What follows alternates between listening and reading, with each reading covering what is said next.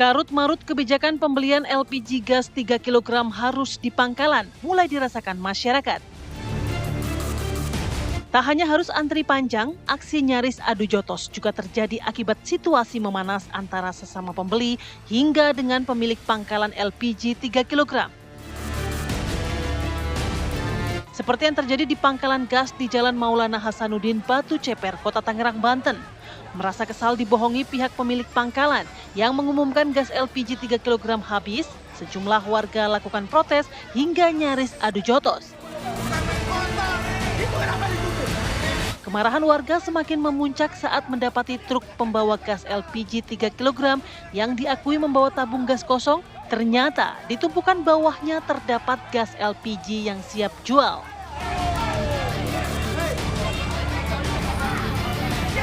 Setali tiga uang di Kota Tangerang, Banten, aksi adu mulut gara-gara antri gas LPG 3 kg berjam-jam dan gagal mendapatkan gas terjadi di Desa Margasari, Kabupaten Tangerang, Banten. Tak hanya membuat kesal para emak-emak, pemilik pangkalan gas pun merasa bingung menghadapi kondisi tersebut. Pasalnya, mereka hanya dijatah 100 tabung, namun yang akan membeli 3 kali lipat dari jumlah pasokan.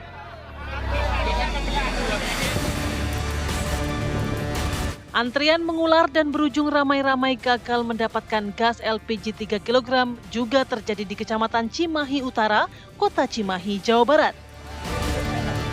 Kuota 100 tabung gas LPG 3 kg yang didistribusikan oleh agen langsung ludes hanya dalam beberapa menit saja. Warga pun merasa kecewa lantaran sudah mengantri berjam-jam namun harus gigit jari.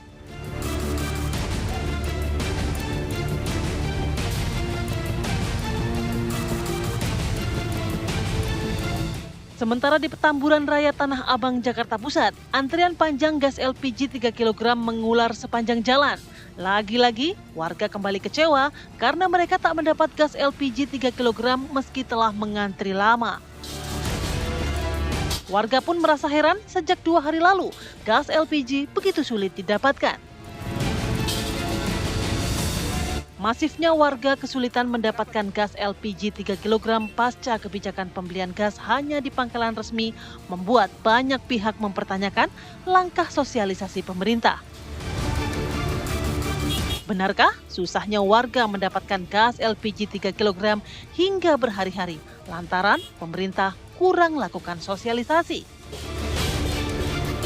Tim TV One mengabarkan.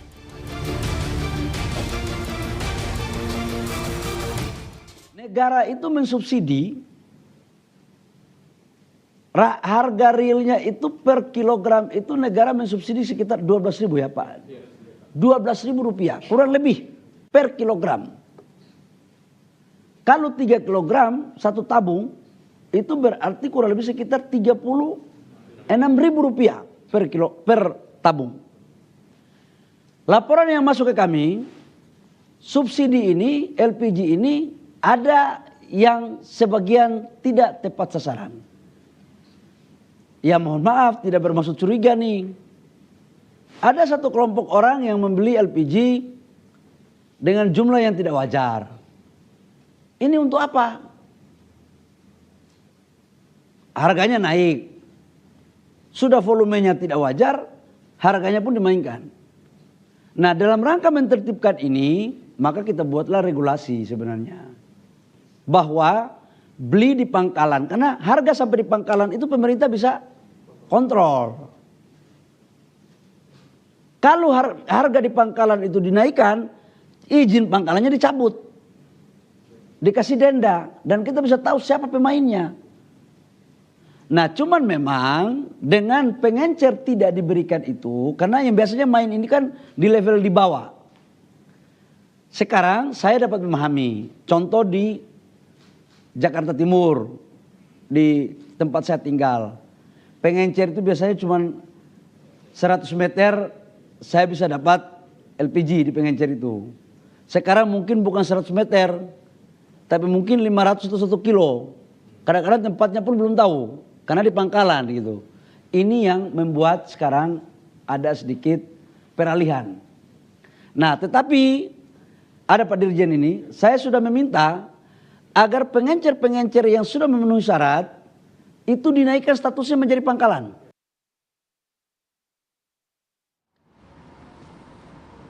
Ya pemirsa, kita dengarkan ya, sebetulnya larangan pengecer menjual gas 3 kg ini sebetulnya baik ya, untuk lebih terkontrol lah pengawasan penyalurannya begitu. Sudah cukup terarah ya. Betul, agar mengatasi permainan-permainan yang selama ini terjadi di tingkat pengecer, kemudian juga agar subsidi terhadap LPG 3 kg ini bisa tepat sasaran begitu. Tapi balik lagi dampaknya tadi yaitu masyarakat harus antri, kemudian juga bahkan hingga kelelahan. Tak jarang juga adu jotos ya, nyaris berantem antara sesama pembeli dengan pemilik pangkalan. Nah itu yang akan kita dalami pada pagi hari ini dengan sejumlah narasumber. Apakah sudah tepat sebetulnya kebijakan ini diterapkan di 1 Februari 2025? Sudah bergabung bersama kita di studio ada Pak Ramson Siagian, anggota Komisi 7 DPR RI. Selamat pagi, Pak Ramson. Horas. Selamat pagi. Selamat pagi Bapak. Dan ya juga tergabung bersama kita tapi secara virtual sudah ada pengamat energi Pak Sofianus Zakaria. Pak Sofianus, selamat pagi, apa kabar? Selamat pagi Mbak Putri dan Mbak Agita.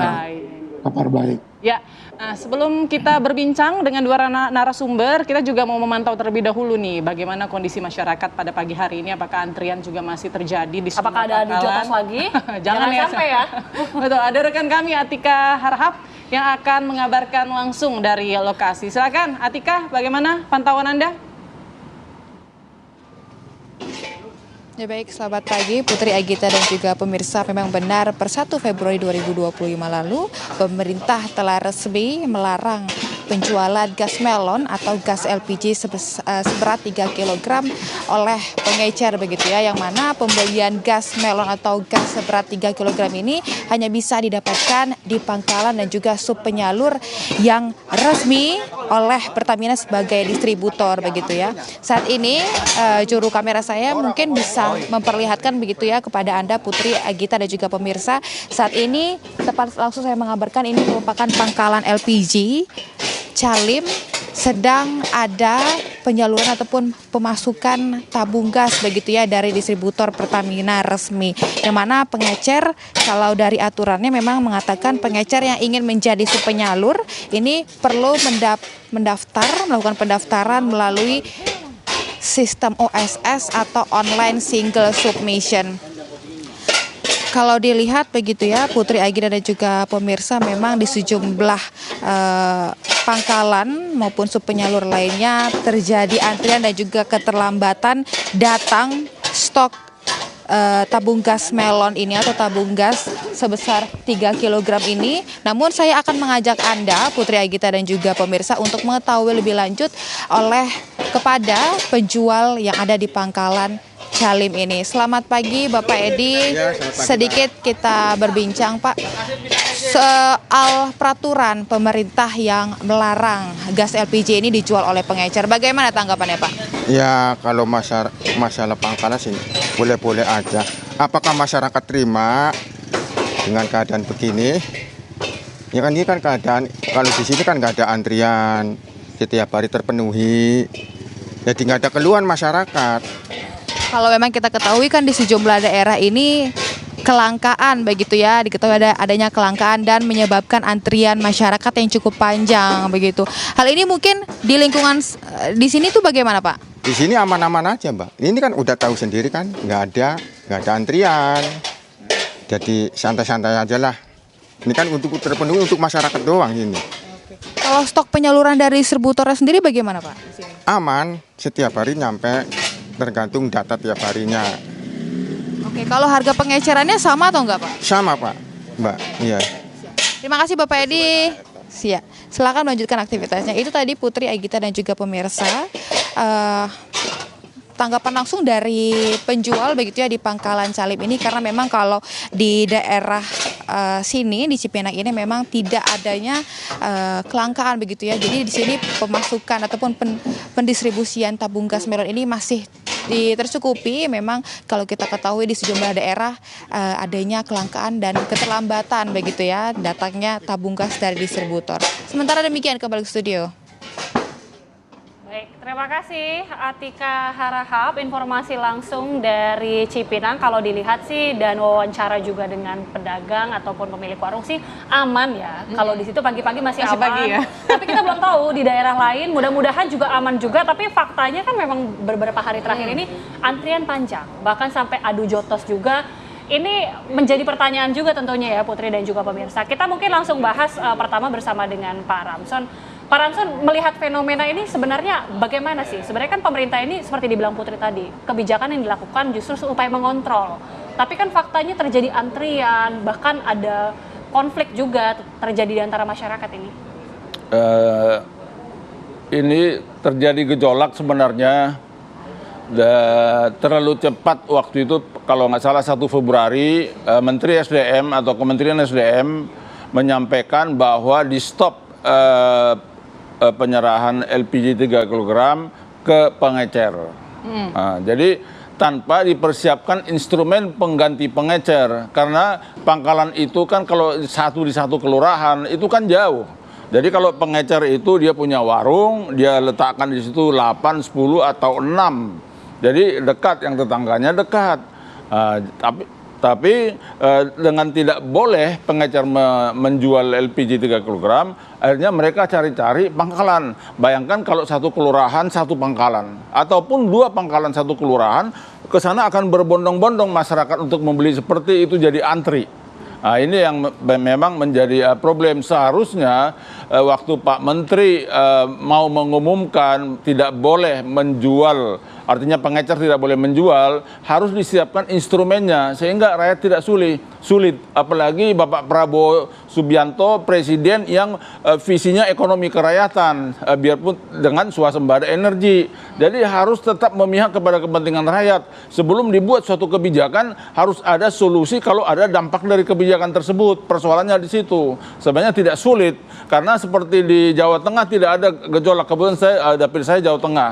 Karena di Jawa Tengah itu pengecer-pengecernya memang dengan keuntungan kecil mereka mau membantu konsumen ataupun keluarga-keluarga dengan cara, kalau di Jawa Tengah itu KTP dikumpuli yang dia pelangganannya di sekitarnya, misalnya 10 KTP itu dibawa ke pangkalan. Jadi tetap yang membeli itu adalah konsumen keluarga, cuman dia seperti transporter lah gitu. Nah, itu di Jawa Tengah.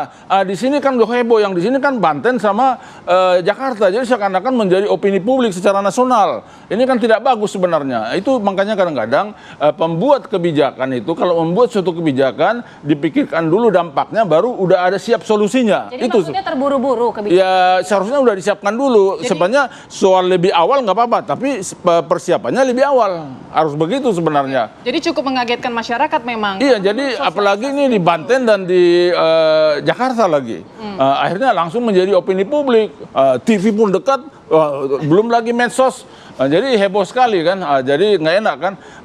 Jadi seharusnya saya minta kepada Pak Menteri SDM lain kali kalau mau membuat kebijakan sudah disiapkan solusi terhadap dampak kebijakan tersebut. Seperti kemarin dari Pertamina dengan Pak Menteri SDM di dalam rapat disampaikan akan mengupayakan pengecer ini menjadi sub pangkalan. Tapi itu sistemnya juga harus dijelaskan, karena begini, hasil dari upaya Pertamina dan Dirjen Migas agar pengecer-pengecer itu menjadi pangkalan, dari sekitar 300.000 pengecer hanya 0,5% yang mau jadi pangkalan. Karena untuk jadi pangkalan juga syaratnya banyak, harus seperti suatu perusahaan lah, harus ngurus macam-macam, izin SIUP, TDP, punya referensi bank, harus punya saldo di bank, terus harus juga pintar digital melalui handphone, harus ada merchant aplikasinya. Jadi mungkin yang punya warung tidak siap soal itu. Jadi menurut Anda tidak solutif juga sebetulnya ya ketika kemudian pengecer ini diangkat lah. Kalau tujuan atau niat baiknya kan pemerintah ingin mengangkat lah jadi pengecer jadi sub pangkalan. Oke, kalau pangkalan memang berat. Sub pangkalan itu bagaimana dibuat syaratnya ringan. Yang penting dia mampu menggunakan HP digital, sehingga ini bisa terlapor yang dijual ke yang KTP siapa saja. Nah, itu yang penting. Nggak usah dikasih syarat-syarat yang berat yang lain-lain. Suatu kampanye pangkalan itu kan juga syaratnya cukup besar itu, cukup banyak syarat-syaratnya. Jadi sub pangkalan bisa dikembangkan, tetapi juga harus ada training dari pihak operator ke pengecer-pengecer yang menjadi sub pangkalan bagaimana menggunakan HP, karena itu rata-rata pangkalan itu mainnya di HP terus. Ya udah digital. Memang saya salut juga kadang-kadang masyarakat Indonesia, seperti di daerah pemilihan saya survei itu ibu-ibu yang punya pangkalan pun udah pintar main ini. Iya, yang tua-tua itu. Iya. Kota besar mungkin ya, atau daerah-daerah seperti Jawa dan sekitarnya. Tapi kalau di pelosok kan belum tentu mungkin ya. Di daerah pemilihan saya di desa juga udah pintar dia. Misalnya dia punya pangkalan di desa tertentu, dia udah pintar dia. Nah, memang harus diberikan training lah dari pihak Pertamina dengan Kementerian SDM, jangan asal perintah gitu, tapi harus ada bimbingan lah ke rakyat kita.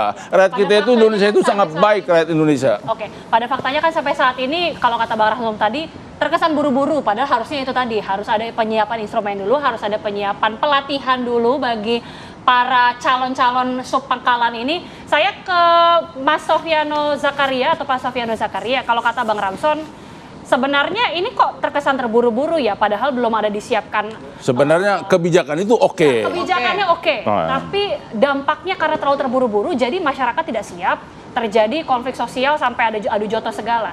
Kalau Pak Sofiano bagaimana melihatnya? Begini, antrian yang terjadi ya, perlu kita pertanyakan, apakah ini akibat dari kebijakan ya yang dibuat oleh menteri atau faktor lain. Nah, kalau terkait kebijakan, tentunya antrian ini akan terjadi merata di seluruh Indonesia. Tapi ini lebih dominan terjadi di Jabodetabek. Nah, artinya apa? Saya melihat orang Jakarta dan sekitarnya sudah terbiasa dilayani oleh pengecer. Beda dengan di Jawa Tengah ya. Jawa Tengah masyarakatnya masih mau datang ke pangkalan. Nah, ini yang menjadi sebab. Makanya kalau kita bicara ini akibat kebijakan, tentunya antrian akan merata. Di Jakarta pun terjadi hanya di beberapa pangkalan. Nah, yang perlu juga diketahui, ketika terjadi kekosongan di pangkalan, kita perlu tahu berapa stok yang ada di pangkalan. Dan berapa suplai dari Pertamina ke pangkalan.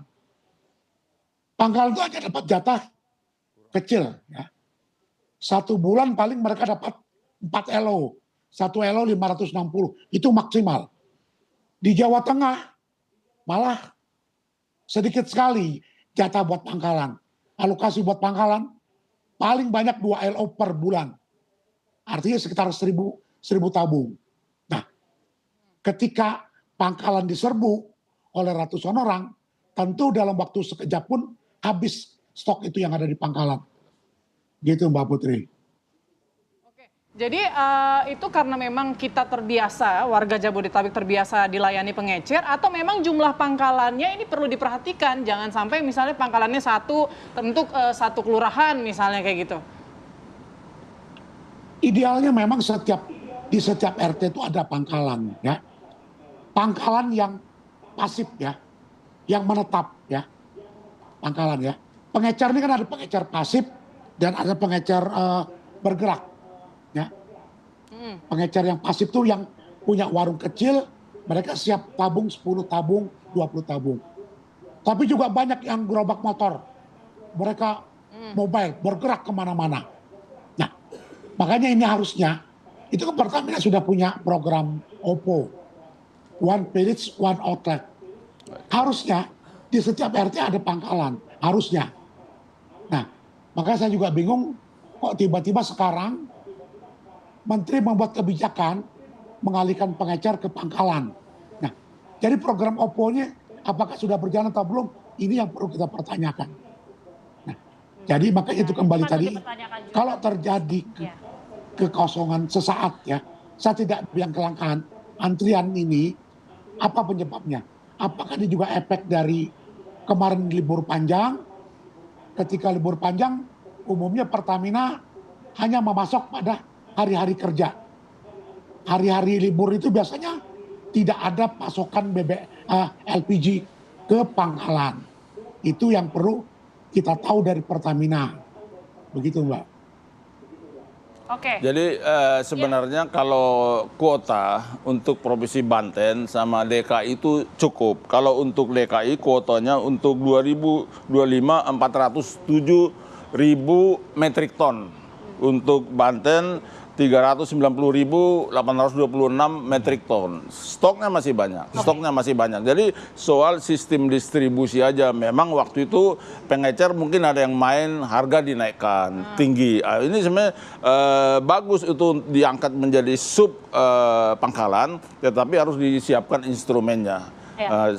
Oke Bang, jadi tadi sebutkan sebenarnya kalau stok itu ada. Tapi kenapa bisa terjadi ada antrian sampai seperti itu? Tapi khususnya untuk di daerah-daerah Jakarta, kalau tadi Bang Rasno sempat menyebutkan adanya permainan harga juga yang dilakukan oleh pengecer. Nanti itu kita pun akan bahas hanya sebagian, ya. Yang terjadi. Karena HET di Jakarta itu 18.000, kalau di Banten 19.000. Mungkin pengecer ambil berapa untungnya? Karena dia juga yang dijual juga nggak banyak. Ya. Nanti kita akan bahas usai jeda. Sesaat lagi pemirsa tetaplah bersama kami.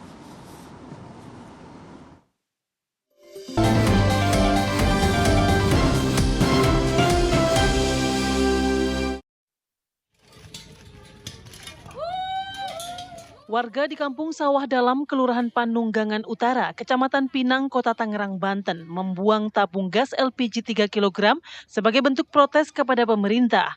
Dikarenakan sudah beberapa hari terakhir warga kesulitan mendapat LPG 3 kg. Menurut seorang warga Panunggangan Utara, ia telah mencari ketersediaan gas LPG 3 kg hingga ke wilayah Kota Tangerang Selatan. Meski demikian, ia tetap tidak juga mendapat gas LPG yang dibutuhkan. Ini gimana sih pemerintah, gas kita dipersulit, yang dagang, ibu rumah tangga, mau masak aja dipersulit, gimana nyari gas ini udah bolak-balik kemana-mana. Apalagi ibu ini nih yang tukang dagang, aduh repot dah gimana nih. Tuh, susah banget gas nih. Udah nyari kemana aja tadi Bu? Oh, tadi kita udah nyari ke Pasar Bengkok, ke Cipete, sampai ke Tangerang Kota, susah bener nyarinya. Apa ke Tangsel? Terus Ya. pengennya buat pemerintah seperti apa Bu? Pengennya jangan dipersulit lah kita sebagai rakyat kecil, gimana nggak ibu-ibu, bener nggak? Langkanya gas LPG 3 kg dalam beberapa hari terakhir di wilayah Kota Tangerang telah membuat sejumlah warga mengantri di pangkalan gas LPG. Ratusan warga terpaksa mengantri berjam-jam untuk mendapatkan satu tabung gas LPG 3 kg. Hal tersebut terkait dengan kebijakan pengecer tidak diperkenankan lagi menjual LPG 3 kg. Dari Tangerang, Banten, Rusdi Muslim TV One mengabarkan.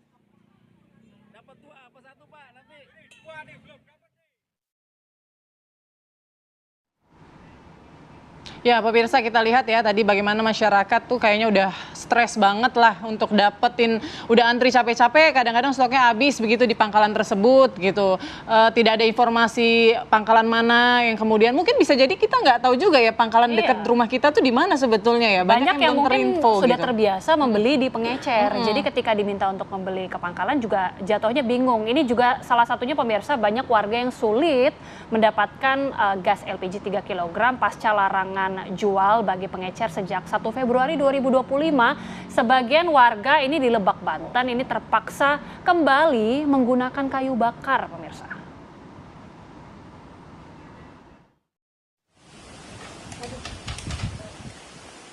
Sulitnya mendapatkan gas LPG 3 kg mulai dirasakan Barkah, warga Kampung Cipasung, Desa Sukarendah, Kecamatan Warung Gunung, Kabupaten Lebak, Banten.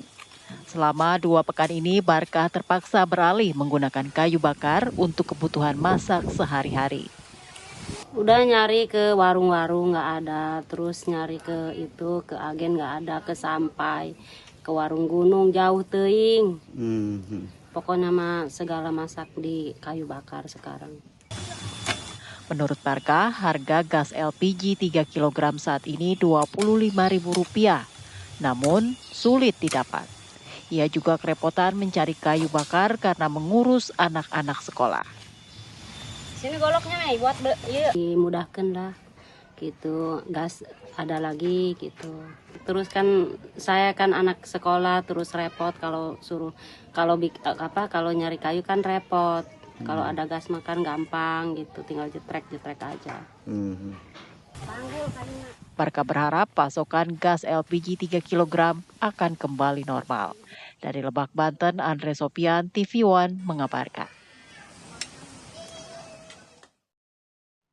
Ya pemirsa, kalau kita mendengarkan kembali ya bagaimana pernyataan dari Menteri SDM, sebetulnya stok masih ada, ini lebih kayak untuk menata sebetulnya bagaimana penyaluran ini bisa tepat sasaran. Nah saya mau tanyakan ke Bang Ramson. Bang Ramson, kalau misalnya alasannya untuk penataan, untuk pencegahan adanya permainan harga dan lain sebagainya, apakah nggak lebih baik mungkin status dari pengecer ini dinaikkan terlebih dahulu begitu ke sub pangkalan, baru kemudian ada larangan pengecer menjual? Semalam kemarin rapat DPR RI Komisi 12 atau Komisi Energi dengan Menteri SDM dan jajarannya udah muncul ide untuk membentuk sub pangkalan. Jadi pengecer-pengecer menjadi sub pangkalan. Seharusnya ini harus dites dulu karena sekitar beberapa bulan yang lalu atau 1 bulan yang lalu dari seluruh pengecer sekitar 300.000 pengecer diupayakan untuk menjadi pangkalan, bersedia hanya 0,5%. Sedikit sekali ya? Iya, karena memang syarat-syarat menjadi pangkalan itu kan cukup besar, cukup banyak. Harus punya referensi bank, punya izin usaha, punya TDP, punya SITU, IMB, SKCK, progres di OSSS, terus macam lagi pendaftarannya. Tapi jadi kan tujuannya untuk biar nggak ada permainan. Iya, tapi kan pengecer itu modalnya kecil. Kalau dia udah besar dia juga mau jadi pangkalan. Karena pangkalan juga penjualannya itu untuk break even point itu ada juga tertentu. Misalnya 1.000 tabung per bulan. Jadi kalau pangkalan sudah investasi, kita harus lihat juga secara ekonomi ya. Dia juga nggak mau rugi. Misalnya kalau hanya 100 tabung sebulan, ya dia rugi untuk menjadi pangkalan. Jadi ini juga harus diperhitungkan oleh pembuat kebijakan mengenai LPG energi. Jadi semua harus dilihat teliti, jangan hanya ngomong dari atas. Padahal Bapak Prabowo Subianto ekonomi rakyat yang beliau inginkan, artinya memperjuangkan kepentingan rakyat ini. Ini mana mau Ramadan lagi ya Bang ya? Iya, artinya faktor-faktor banyak hal. Jadi ini saya minta kalau sebelum ditata ini jadi sub pangkalan, diupayakan agar distribusi ke rakyat kecil tetap jalan. Jangan nanti terus-terusan demo seperti ini muncul lagi di TV global, medsos segala, kan jadi tidak enak gitu. Jadi saya mengharapkan, karena saya memang nggak boleh mengkritik kebijakan pemerintah, tapi jelas kebijakan pemerintah untuk ekonomi kerakyatan itu yang sudah dicanangkan astacita oleh Bapak Prabowo. Tapi dalam pelaksanaannya kita harus mengawasi. Nanti kalau memang agak parah-parah kita harus terpaksa bikin laporan ke ketua fraksi ke Bapak Presiden. Kita harus buat seperti itu. Saya langsung ke Pak Sof, kalau kata Bang Ramson, ini dibikin untuk para pengecer sebaiknya menjadi sub pangkalan, tapi syarat-syarat yang diberikan tadi sudah dijabarkan, kok sepertinya sulit sekali, sepertinya tidak memungkinkan untuk dilakukan dalam waktu sesegera mungkin. Sementara kita sudah lihat antrian-antrian ini sudah terjadi meskipun sebenarnya banyak terpusat mungkin di Jakarta atau di Banten. Kalau saya melihat begini, ya, kenapa tidak ada minat pengecer beralih ke pangkalan? Ya, itu tidak serta-merta berkaitan dengan masalah administrasi. Ya.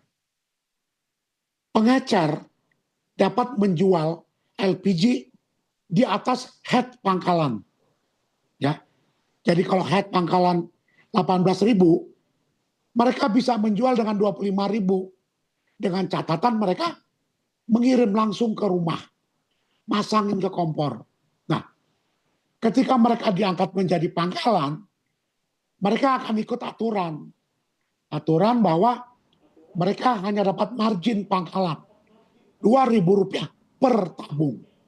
Nah, mereka tentu tidak akan tertarik dengan tawaran menjadi pangkalan. Makanya kalau memang mereka diangkat sebagai sub pangkalan, artinya apa? Kalau mereka tetap dibolehkan seperti pengecer, lalu apa gunanya diangkat sebagai subpangkalan. Kan itu yang jadi masalah. Nah, pertanyaan mendasar ya, tujuan kebijakan ini sebetulnya apa sih? Apakah mencegah supaya harga sesuai dengan HET? Nah, pertanyaannya, apakah rakyat memberontak selama ini ketika membayar dengan harga di atas HET? Nyaris tidak. Ya. Buktinya setiap Pemda sekarang hampir rata sudah menaikkan head Pemda ya.